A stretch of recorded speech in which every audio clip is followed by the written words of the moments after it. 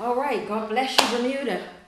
As you can tell, I have one of my young folks, not getting any younger. Nope. I've known her for a while and have been blessed to be her pastor. Known you since Barclay days. Yep. The Barclay. 14. Since you were 14? And I'm 20 now. What? You lasted that long? Yes. Well, it's good to have you, Sister Amali. It's good to be here. It's good to know that you are yet excited about your Christian walk. Mm-hmm. Why don't you tell our audience what you're up to? Introduce yourself. Hello, everybody. So, I'm Amali Smith. I attend Wilberforce University in Ohio. I am a sociology major in hopes of becoming a counselor, hopefully in the school system. I've been a Christian pretty much all of my life. I got saved at age 9, baptized at age 12, and pretty much been walking with God since. However, it has been a struggle for me at some points, and I don't have a problem with admitting that because I believe that everything that I've been through has shaped me to who I am today, and I'm proud of it. Good stuff, good stuff. And what I've always appreciated about our relationship is that anytime we get together, we're real. There's no hidden motives. It's a care that we have towards each other. I know it's been an honor, and it is an honor being your pastor. You know, when a young person actually seeks you out, it speaks volumes. And my hope and prayer is that even through this interview, folks, young people, will understand that the church is not really for perfect people. It's for people who desire to be perfected. Right. You know, so you mentioned just now that, listen, it's not all been easy. You know, you are what we will term the millennials. You know, millennial.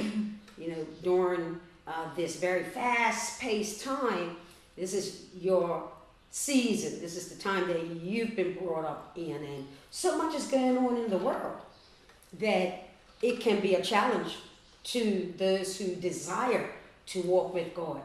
And so, Amali, why don't you share with the folks a bit in general, what can be some of the challenges that young adults experience today that they probably didn't really experience during my day, certainly not as much? Well, some of the things that I personally, I would say, struggled with was kind of keeping focused, I would say. I tried to stay focused, but sometimes, you know, I kind of drifted away. But at the end of the day, like, I realized that it's more to life than being in the world, and God allowed me to experience some worldly things in order to show me that it's really His presence that you know, that you desire. Yes, that I desire. That really satisfies you. Yeah. You know, it's really nothing like His presence, and it's the fact that after being in the world, after being caught up in everything like that, coming back to God, that really like changed my life for real. And I certainly realized that, you know, we go right back to the beginning, Genesis. Eve was distracted and she lost God's presence. Yes. So we can't fool ourselves into thinking that everybody's always just going to remain in church and not miss it, not get distracted. Young folks, older folks alike. You know, it's not just a certain niche of aged people, but the end goal of the enemy is always to what? Like steal, kill, and destroy. Yeah. So, you know, the enemy wanted to destroy the relationship that you've desired since your youth, and you've walked in. Yeah. And he always waits to a prime time. And for everyone, it's not the same. You know, usually I like to call it a missingness. There's something that you are missing, and the enemy kind of tempts you with something to fill it. Right. And there are times when, and tempted is the word, you're tempted to say, well, let me see if this helps my situation. This makes things even better. And then, thank goodness, there are those such as yourself who you can say, I tasted of that, and guess what? There is nothing. I'm not missing anything. It's, the red apple, the temptation is out there.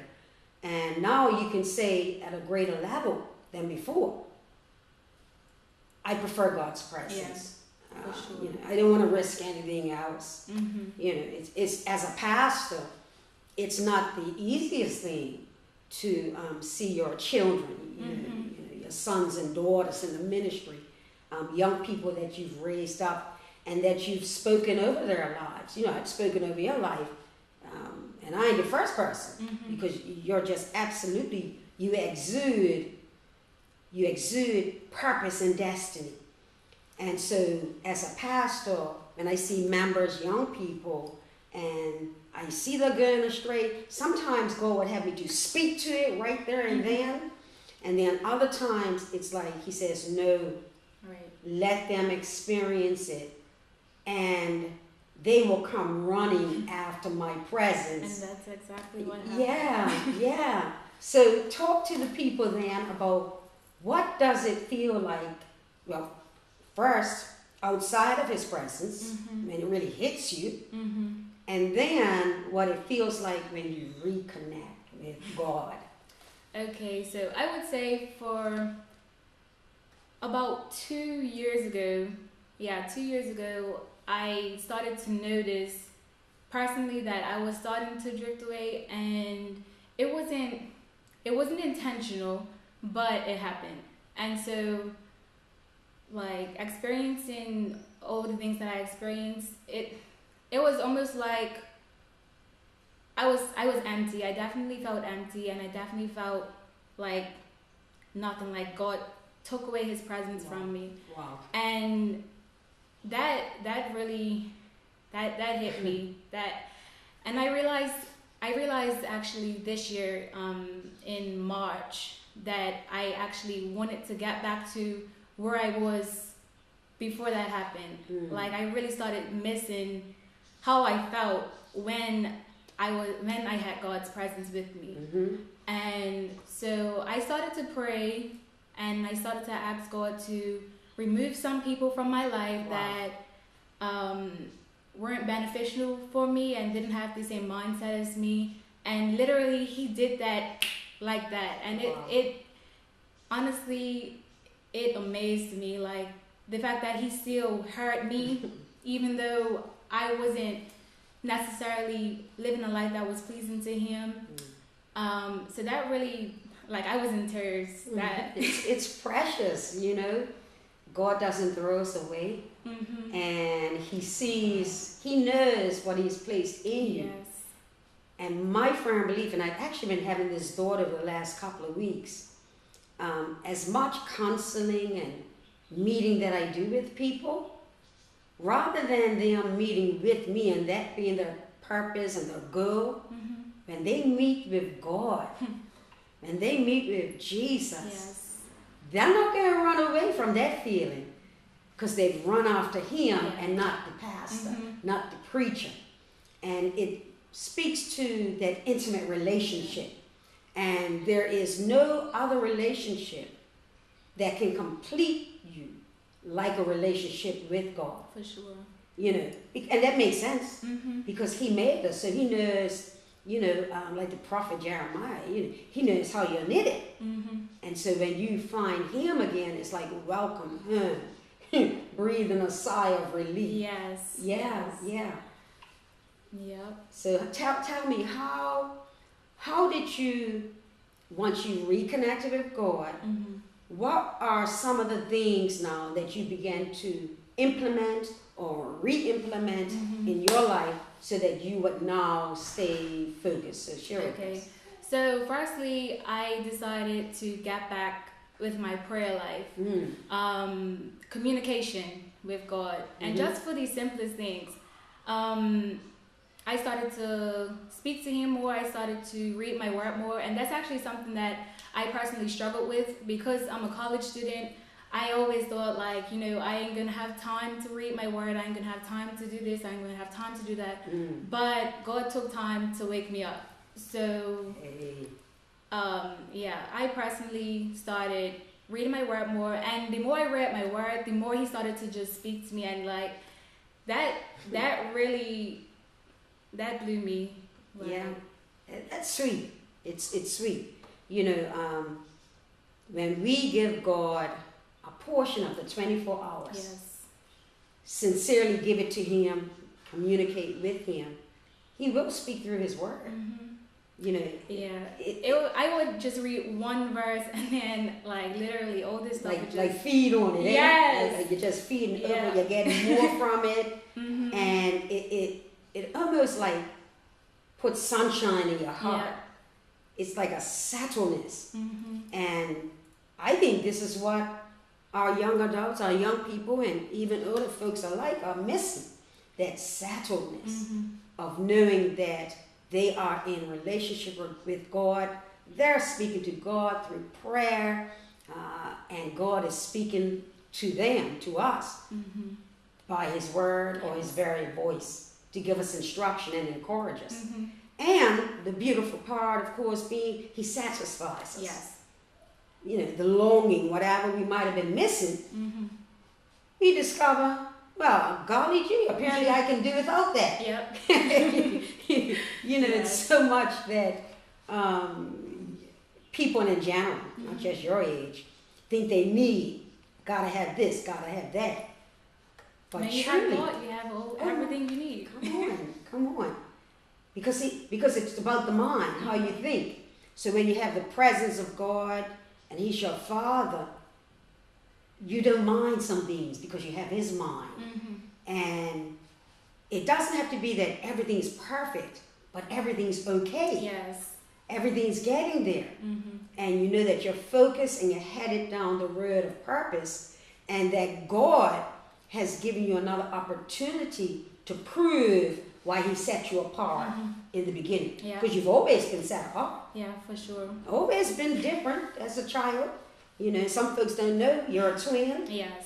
And I only mention that because I remember seeing you as a baby and giving something towards your baby shower poem, and to see how God has connected us. Yes. It certainly brings a joy to my heart, and I'm grateful for that. And as a pastor, I'm always grateful when parents, because we connected at age 14, 15, I'm glad when parents see that as a pastor and a shepherd, I'm looking out for your soul. I'm looking out for your earthly purpose in kingdom ministry, and not trying to interfere in any way with a relationship that you have. Yeah. And so that's my position as a pastor. And so, Amali, if you're speaking to the young adults today, you know, going through real stuff too. Yeah. That's not play. They ain't pretending. They're going through stuff. Why don't you look right into that camera's eye and talk to them, give them some encouragement? Well, I understand how it is to be a young adult in today's society. You have so many distractions. You're going through Lord knows what. But honestly, my advice to you would be to find God, to seek God, and once you seek Him, He will order your steps. He has everything in control. That's pretty good. That's pretty much. Yeah. When you feel that life is out of control, that's actually an opportunity for God to step in. So many times when life is out of control, people give up and say, oh, wow, whatever. Right. No. That's a faith move time. Yes. Where you can say, well, God, I'm now going to give myself to you. There's no harm in giving God an opportunity to change your life when you feel that you've hit a stumbling block, a roadblock, some type of a wall. It's not the end. And that's where I like to encourage people. Don't ever believe that when you have life, that life is hopeless. Yeah. It takes a thought, becoming a habit, becoming a part of the vision, and you're going to walk it out. Challenges, disappointments, hurts, all that stuff. But yet you're still here. Yes. And a third-year student, I can't believe this. I thought you left yesterday. What? Yep. Third year. Yes. You only got 1 year to go. And I cannot wait. What in the world? Yeah. Wow, that is amazing to see the faithfulness of God in your Yes. life and the blessing of your family and support. And I always give honor to families, especially to your mom. I certainly admire a mom that sticks up for her children, fights for them. I ain't got no problem with that. And so, congratulations, Amali, Thank you. on everything you've done thus far. And understand now, this is where Pastor kicks in. We're not finished yet. There's a purpose that, and God just showed me an image. You know how in the beginning it says that the earth was like void, and darkness filled the face of the earth, and the Spirit of God hovered over it? That's how He hovers or hangs over our lives. You're a bit younger than me, so imagine how much purpose and destiny and the Spirit of God wants to just draw you to it. And so He's hovering over your life to see that you perform. So as long as you remain in tune with God by the Holy Spirit, your destiny is like you can't help it's being drawn to you. Yes. And so, my dear Sister Amali, spiritual daughter, hold on to God like never before. You've tasted of whatever and understood that, oh, taste and see that the Lord is good. Yes. and know that God is set to use your voice and your example for other young people in Bermuda. That there's something about a relationship with Him that no matter what your circumstances have been, it makes it okay. Yeah. That it's going to be okay. If we seek Him first, His kingdom, His righteousness, all these things, they're going to be added. We don't know how they're going to be added. No. We don't know what trials we're going to have to go through for them to be added. But God said it's going to be added. God, you said it. I believe you. And that's it. Hey, that's it. That's it. Well, thank you so much for this precious time. Oh, by the way, I kidnapped her.